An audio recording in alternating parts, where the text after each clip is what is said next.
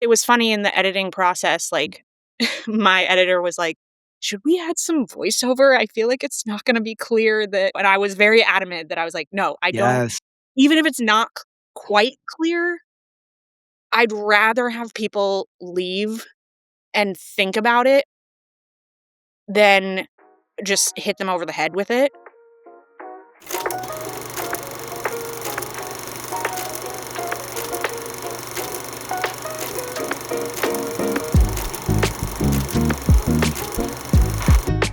Good day, filmmaker Julia Coulter of the amazing film Road to Le Top du Tour, showing at CineQuest March 15th and 18th. Julia, how are you today? I'm good. How are you? I am so much better that I'm talking with you after watching some of your films, just blown away by just the little touches that you added. Just a lot of the visuals were stunning. And just after watching the first scene of this film, it made me think, am I watching a documentary? So the log line of the film is after the sudden death of her father, a woman with a congenital heart defect turns her life upside down to train for Le Top du Tour. And it felt like after the first scene, I'm watching a documentary. And then I read about more of it, and it's not a documentary, but it is true to life, isn't it? Yeah, it definitely, so I was born with a congenital heart defect. I've done a lot of these tests that are pretty Mm. standard for anyone who has any sort of heart condition or issue, and but I felt like it was something that was no one knows about, like, Right. it the scene that you're referencing is she's doing a stress test, which has always been, even in script form, that was, like, my vision for the opening scene, and, yeah, I think it's something that we see, like, very intense, like, athletes doing, Yeah. but Right. never in the context of hospitals have I seen that on screen. I Sets the film up so well. Like find out she's athletic, she has a heart problem, and she's got a lot going on. So it's a great way to set that up. Why was that always like your way of getting into the film? Yeah, I think it brought it back to the biking element of it. I have Mm, actually only in my life only had, I think, 2 bike stress tests. They're okay. also sometimes performed on a treadmill, and that was, like, very early versions of this movie. I in script form was, is maybe she, like, trains to run a marathon, or maybe, but there was something about doing something that's so athletic and pushing yourself to the limit, which is the idea behind those tests, that felt very, like, how does that translate to then what if there are people in life who just wanna do that because they wanna train for marathon or do the Tour de France or do all these, like, very crazy feats of athleticism, and I just thought that was, like, such an interesting juxtaposition to then people who have conditions, like, having Right. to do that as part of their, like, hospital making sure they're okay experience. And part of your director's statement, you talk about this. Have you had people who watch the film and then reach out to you, like saying, or I know it's premiering, so maybe not yet, but do you envision people reaching out to you and being like, "Yeah, I've had this happen too, and you're putting my ability. I feel like I can accomplish more because I'm seeing this character on screen." Yeah, I hope so. I think that everyone people who are born with congenital heart defects, they all look so different on people, and there's Right. limitations that I have that probably other people don't have, and then there's people who live with a lot more severe limitations in their life every day, but I think I was trying to thread that sort of needle to have everyone feel seen, and I hope that it does connect to people who this has happened to, and they can see themselves and maybe want to yeah, try to push themselves and have that open up some adventure for them. That's so fantastic. Julia, you star in this. You also wrote it, you also directed it, and you have such an interesting backstory, I think. So how did you get started in filmmaking? Did you know that you were gonna be a director early on and then you were like, "Hey, I'm gonna work on acting first," or was it just like a gradual thing as you did more work in acting, you were like, "Hey, I can see that person behind the director's chair, I can do that too." A little more of that version. Um, Okay. I started as an actor. I went to college for acting. I went to the Royal Welsh College of Music and Drama. We're keeping long names in the conversation here. And I that was very much my focus. Like, I was very inspired by mumblecore, like, early 2000s films that were the indie scene, I feel like, was born from that genre of film in a Right. lot of ways, or what we see as indie films nowadays. But I think I always was viewing them through the lens of an actor and being like, "Oh, this Mm. is the type of stuff I wanna act in." And then LA being LA puts you in your place of the industry, and filmmaking and writing became, just a way to be creative when I wasn't booking jobs or in between jobs. Mm. It felt like I was way more in control of it and could, if I wanted to create something, then I could just go out and do it. I could go out and write it. And so that gave me the freedom that acting alone doesn't, Right. where you're waiting on somebody else and their opinion of you or their opinion of your skills.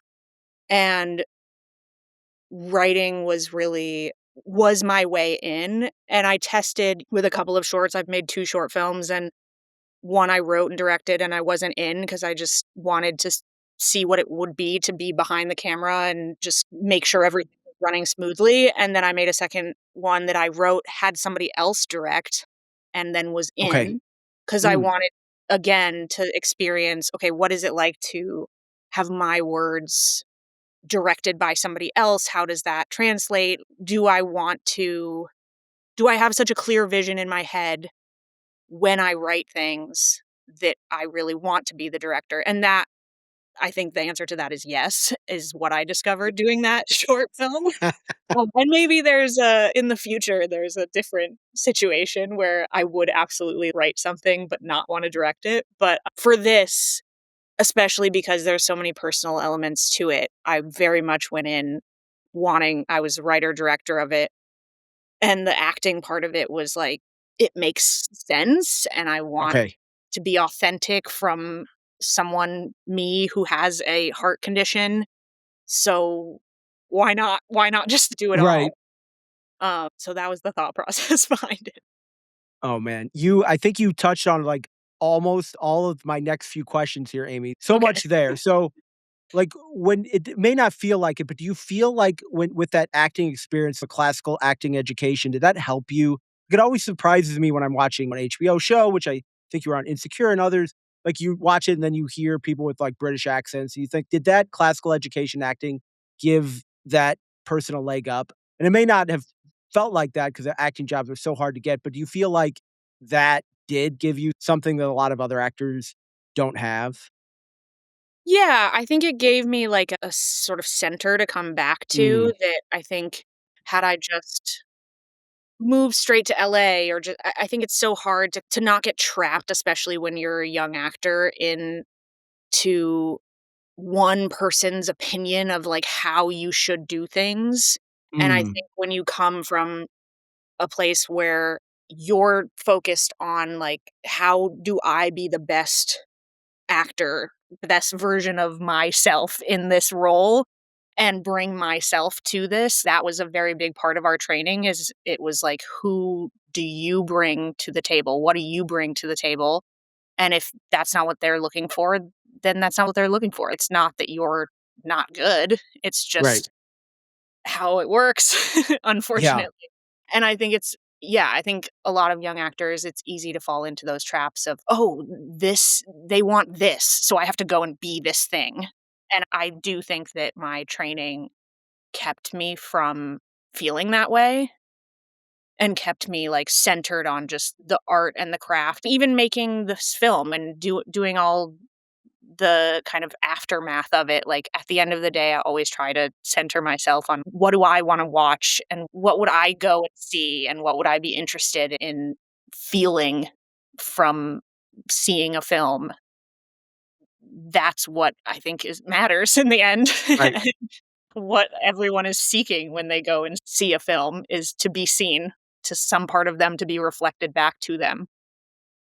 And it sounds like you've brought a lot of that experience to your casting. So when you've casted your 3 films, like, what kind of thought process did you go into that of saying, "Okay, I'm gonna do it this way because I saw it being done a way different than I would do it?" Yeah, the casting for Brothers, my first short, was very much driven by I was in a acting class, and Alex Alchin, who plays the lead in that, he was in the class, I was a great actor, I just knew his we like a lot of the same films, like, we have a very similar sensibility about things, and I knew that he would get it, Yeah. and he was the first person I sent that script to and was just, "Hey, I'm thinking of you for this, and I wanna make this. Help me." And he immediately was like, "I'm in. This is beautiful," and it touched him in a way that I think then continued to happen as we went forward. He knew Kevin Michael Martin from something else, and Kevin had a lot of, like, personal he related to it very personally, Mm, and same with crew, really, and same for Road to the Top to Tour, like, there was a lot of people on our crew who had losses in their family, who were from New England, were from some tiny town somewhere, and just related to that, like, core of it, and I think that's ultimately what you wanna surround yourself with is, like, people who understand your story on a deep level, and it's equally important for them to make it or for them to tell this story. I love that, Julia, and if you go back and see Brothers, which you can find out there, I think it really gets to it shows a lot of, like, your filmmaking journey, especially toward the ending of Road, which I'll talk with you about, but let's stick with Brothers here for a bit. Like, you go to IMDb, best short film I've ever seen, I love that review, it's really amazing what you did there. So, how did you I got the sense you had some great actors that you knew, but why did you decide to, like, play with the lighting and then play with different what's the best way to say this? Like, different elements of life. So, logline of it, it's about 2 brothers dealing with loss, and it's also a complete bottle film, it's just based in a hotel room, and Mhm. I've noticed that in both of your short films, like, just 2 actors, like, you keep it really simple, you're not having 15 actors and, like, this huge thing, like, you're trying to make a compact and I think the runtime of Brothers is like 11 minutes. So walk me through a lot of your decisions here of how you end up making such a brilliant short film in Brothers. So, I knew I had made a very just experiment, "Can I make a short film?" when I was, like, 20 years old, Oh, and the wow. answer back then was no, and which is because I approached it in a crazy way, and it was, like, 30 pages long and had 10 locations, and it was the It's opposite not on of Vimeo everything anywhere, is Julia? now, and so going into Brothers, I was like, "Okay, how do I" first of all, Brothers, without getting too emotional about it, is, like, very based on real life. It's about my uncle and my cousin's death, and Oh, jeez. about me understanding how my aunt and cousin dealt with it.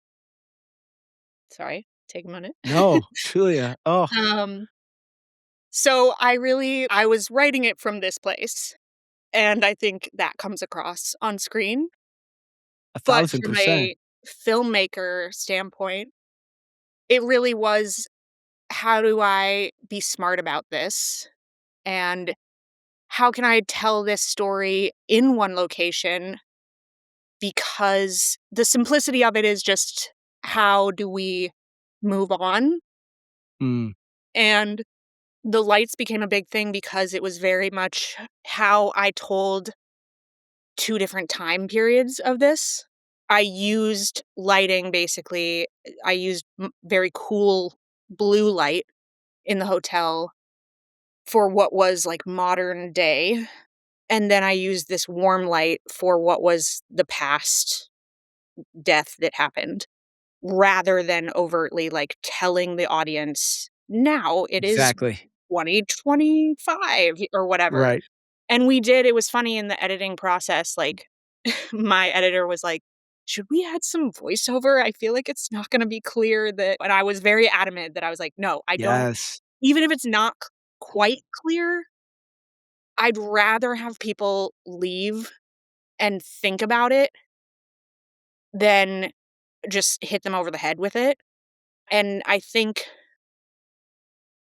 that is what I love about the bigger process of filmmaking versus just the acting. The actors did a beautiful job in Brothers, but, like, Yeah. what we were able to do with lighting and with a very small change of a different picture on the wall was, "This is happening now, this is happening in this other time," and then we have a dream color as well, and we can tie all those things together, and the audience will understand that, and they will see that there's a change here and this is happening at different times for these people. So, that was just, like, a fun just experiment that I, like, Yeah. to doing, and I'm now like, "I love lights." But, yeah, that's I hope that answered your question. We got away from It's just the like emotions there, it's sorry. it feels like that's what you put the love that you put into the film. It people can hear, like, you put love into this film, and that it shows, like, you're just like the deep like, you have 11 minutes, and you take from press play to the end, and it's like, you imbue it with just all that love, and it's just it shows through, and it makes you maybe your advice is find that topic that makes you feel like that, and it'll show through on the screen?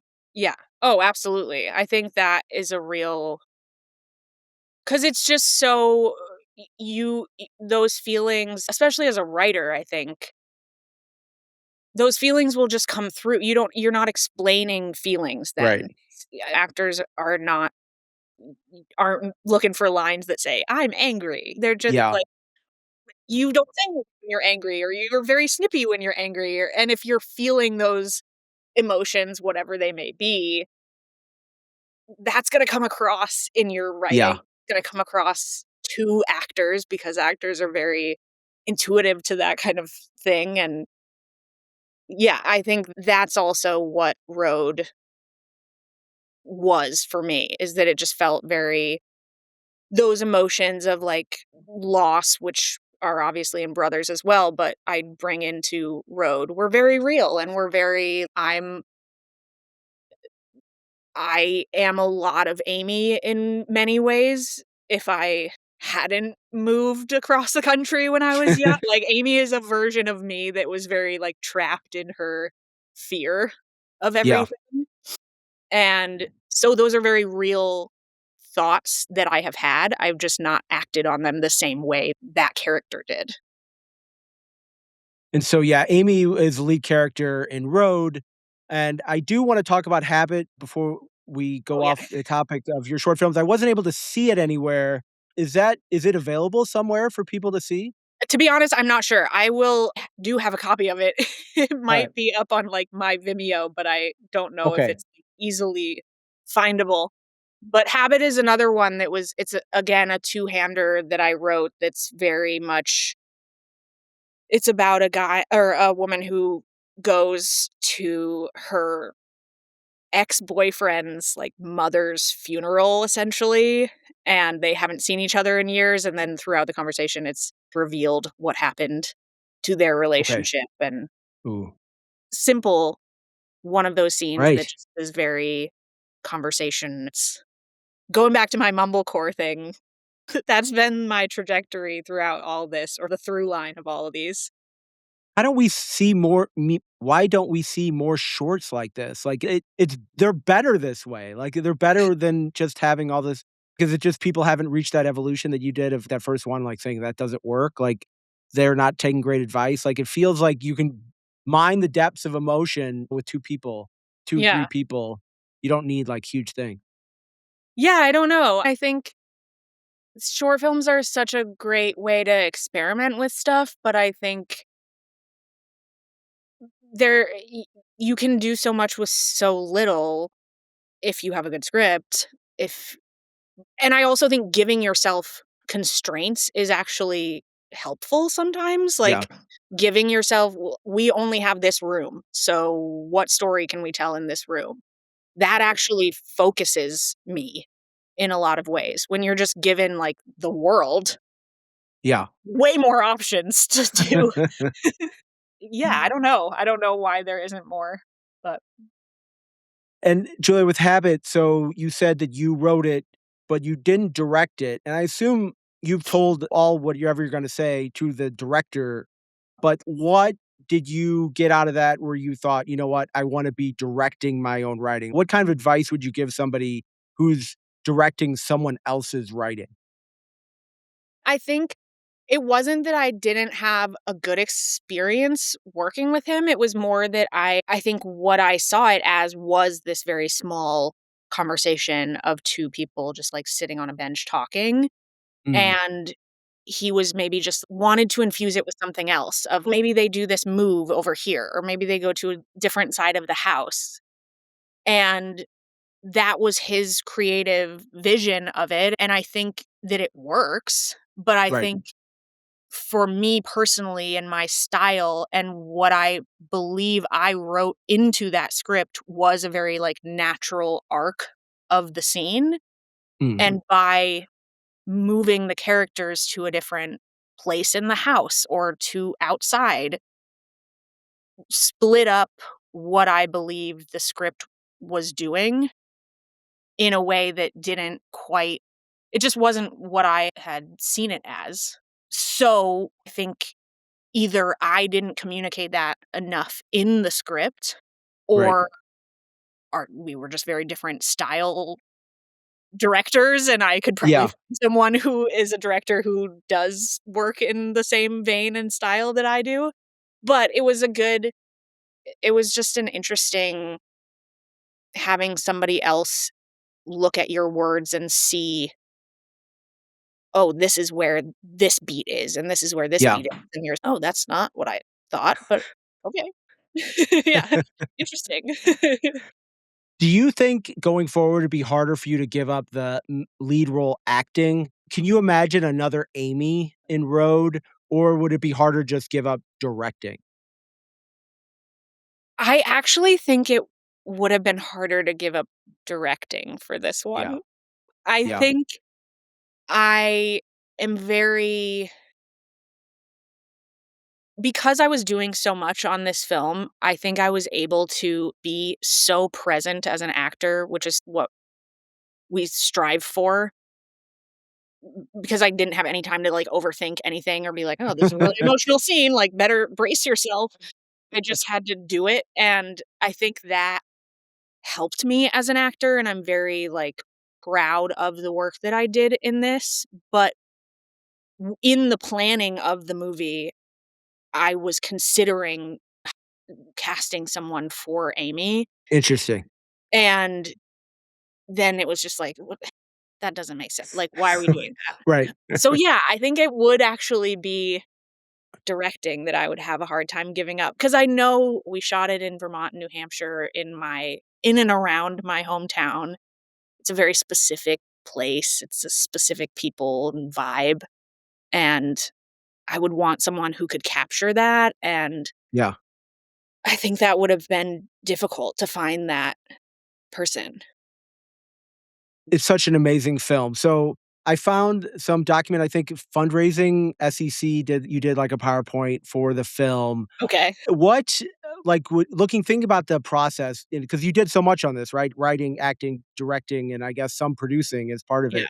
Like, looking back on the process of making it, like, that document, like, what would you have changed? Is there any advice you'd give to somebody of as you went through the hurdles of making your first feature? Allow yourself to sit with something if you need to think about it. I think I made some decisions out of not panic, but just out of, "Okay, we are filming in August, so, like, we gotta sort this out," and that's not a good place to be making decisions from. Right. And just, like, trusting your gut. There was all sorts of things that happened that just are, like, sort of silly, and we were like, "We're not sure about this or this person," or and then we're like, "Yep, we were right. Okay." So I think, yeah, it's hard. You don't know what you don't know. Right. The jump from short to feature is significant, and Yep.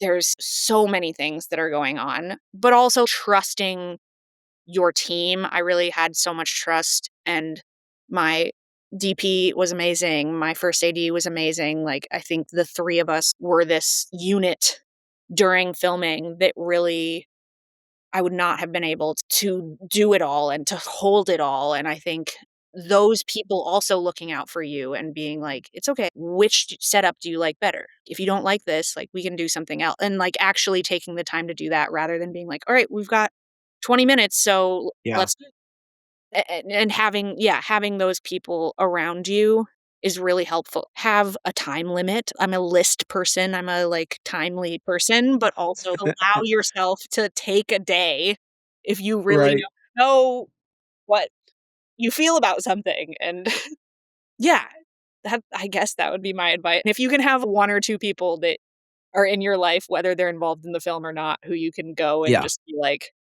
"Ah," to, that's always good. And I feel, as I mentioned at the top, like the film showed things that I never saw before, like as a narrative feature. And I first thought, is this a documentary? What is happening here? And it's throughout the film, like it just tries to stay away from the cliches as much as possible. Great acting. And then brothers helped inform me about the ending, which I will not spoil, but what were you doing? I'll punt it to you so you won't spoil it. But what were you doing there with the ending? And what did you wanna leave people with after they've watched the film? Ugh, I think there's a lot of hope for Amy, and that was another thing, like, the ending and the beginning were so clear from early days of the script, and I think that I'm trying to talk about it without spoiling it either. I know, right? There's, like, a I can't huge spoiler alert, but it yeah. changes the whole thing when you watch it, like, and you're, like, blown away by it, and then you see brothers like, maybe the best way to talk about this is, like, just almost graduate level filmmaking that you're doing, right? Of you're just, like, reaching at a higher like, you see so many films, and I'll tell you, like, this has been the topic of mine over the past little bit is like hitting you over the head with it. And it's that must be like part of the process of getting too many people in there. If you need to explain this further, whatever, you Yeah. never do that in your films. So maybe the best way for us to approach this is like, what led you to taking it up to that other level where you're like, you're adding some complexity and you're not like choosing to beat the audience over the head with what you're thinking about. I think part of it is just, like, me genuinely being like, I don't really have all the answers for what is maybe in store for these people, and I also love because then the audience can put themselves in that place easier, I think. I like when films do that, and you don't get necessarily, like, the satisfying, tied with a bow Right. ending, but, even in something that you said struck me from, like, when we were writing the script, I think there was a lot of notes surrounding some of the, like, with writers groups and friends and stuff that I had helped me with the film about the various relationships and what is cliche and what isn't, Right. and never wanted to I never want anyone to be, like, the bad guy, which I think then you avoid cliches where I'm like, everyone simultaneously is the bad guy and then also is not at all. Good. Yeah. Like, Right. Exactly. everybody has their own goals. I think that's a very actor approach too, that Mm, none of these characters are, like, inherently out to get someone. They're just on their own track, and suddenly maybe those tracks don't match up yeah. anymore for to hint at road, but not spoil anything. And yeah, I think the same for Brothers. It was such a moment of emotion, I think, and you didn't need to follow them to the funeral. You didn't need any of that other we've all been to funerals. Like, Exactly. everyone has the answers in their mind, and they'll put that onto it, whatever that means for them. Do you feel just listening to your answer, do you feel like like directors in general who've been actors handle this better? I feel like the way you described that would make it feel like as an actor you would be more comfortable with a director who has also acted. Like, I feel like that probably helped, like, your actors trust you more because you knew where they were coming from. Yeah, I hope so. I do think on this one, I think on Road, we because I was doing so much, I felt, if anything, I was not paying as much attention as I could have with my Mm. actors, and it's very weird to step out of a scene and give someone who you're in a scene with notes, 'cause that's, like, Right. everything they tell you not to do in any acting school. Do not give your co-stars notes. But I do think that approaching both writing and directing, it comes down to how the actors are feeling, but I also love actors who are gonna come in and who see it in, like, a certain way that maybe I didn't see, and have an idea of who this character is that's maybe different than my vision because I just didn't quite have clear vision of Yeah. what this specific character's goals were or what their life looked like before the film, and to get really, like, actory with it, like, the moment before kind of things.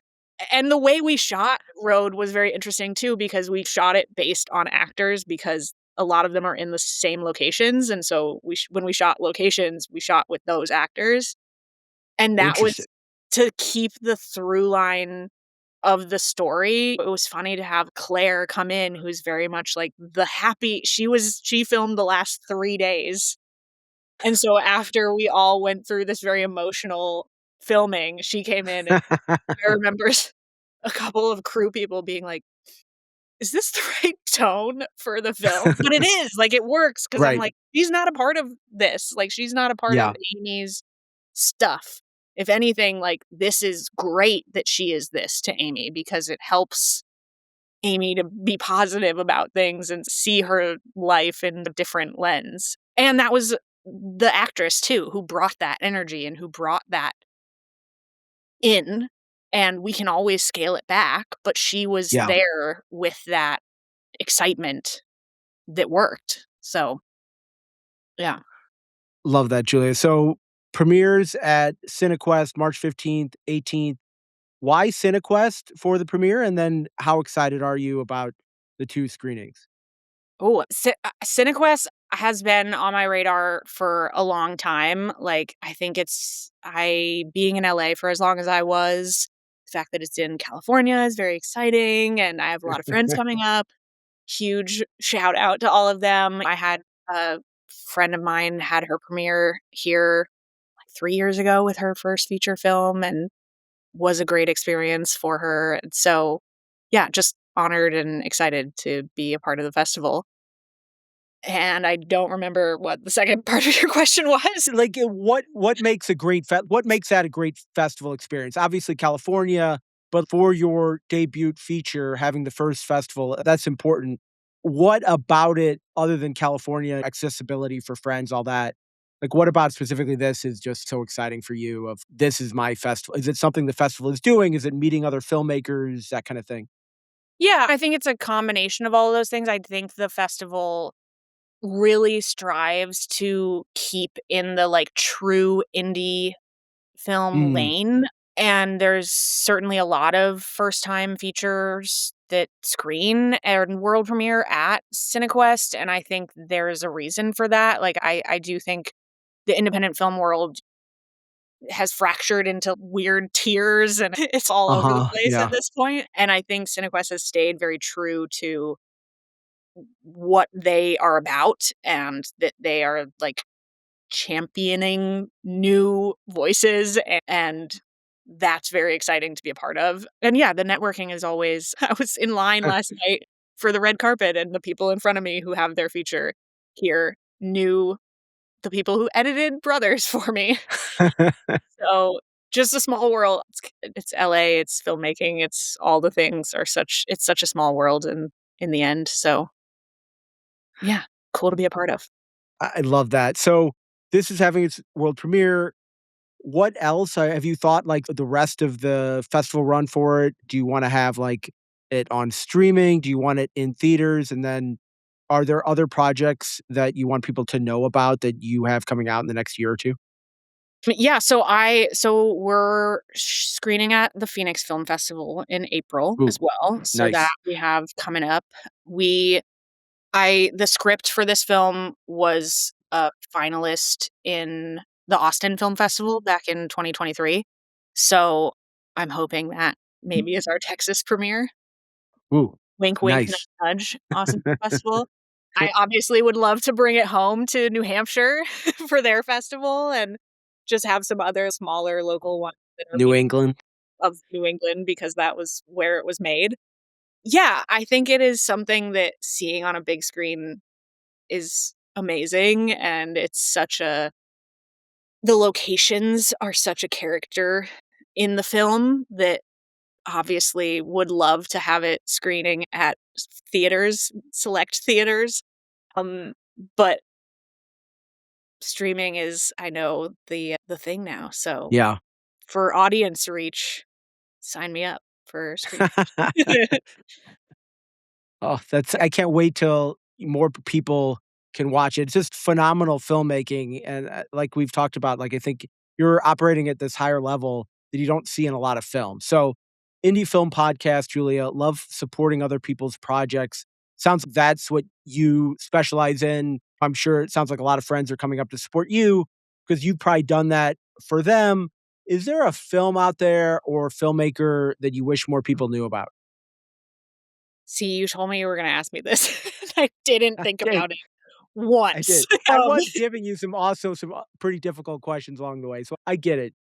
But is there, like, maybe at a festival you've been to and you were just like, because that's the other part of Blown this, there's so away. many films that are like, you watch at festivals and then you're like, "Oh, I wanna share it," and it's not streamable, it's hard to see, it's just so frustrating that we Yeah, can't see a lot of these films, so even if it's something like that, right, just somebody that you saw and you wish more people more knew people about would it or see it. I saw a film, and now I'm worried I don't remember the name of it.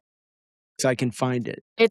It was a documentary that I saw at Sundance, maybe in 2020, maybe in Okay. 2019, and it was this woman, basically her father has Alzheimer's, and she they, like, creatively made all these scenarios of how he was gonna die, but Ooh.